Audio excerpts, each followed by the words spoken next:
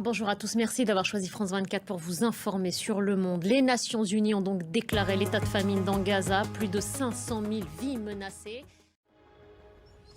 Après avoir alerté pendant des semaines, des mois, les Nations Unies le confirment, la famine s'est installée à Gaza.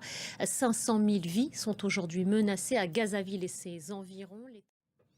Et on retrouve tout de suite depuis Jérusalem Noga Tarnopolski, notre correspondante. Bonjour à vous Noga, merci d'être avec nous. Noga, l'État hébreu a réagi à ce rapport des Nations Unies, cette confirmation selon laquelle la famine s'est installée, et l'État hébreu qui rejette une nouvelle fois ses conclusions, affirmant qu'il n'y a pas de famine dans l'enclave palestinienne.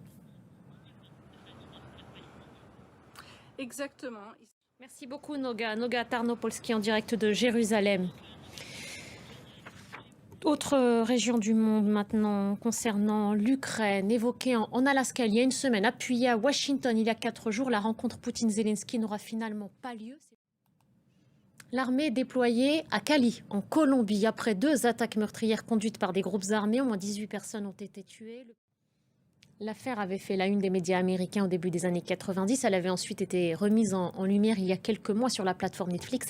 Les frères Menendez, accusés du meurtre de leurs parents, l'un d'eux, Eric, aujourd'hui âgé de 57 ans, espérait une libération conditionnelle, mais sa demande a été rejetée. Loïc Piala, Los Angeles.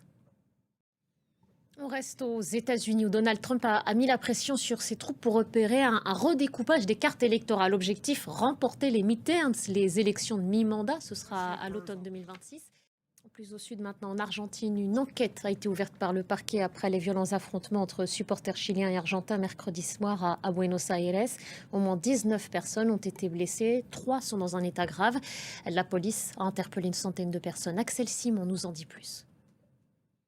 Tout autre chose maintenant, cette découverte exceptionnelle à vous proposer au large de la ville d'Alexandrie en Égypte, les vestiges d'une cité submergée datant de plus de 2000 ans, mises en lumière par des plongeurs. Voyez ces images commentées par Anna Pereira. Et ainsi s'achève ce journal. Merci à vous de l'avoir suivi, merci à la réalisation aussi.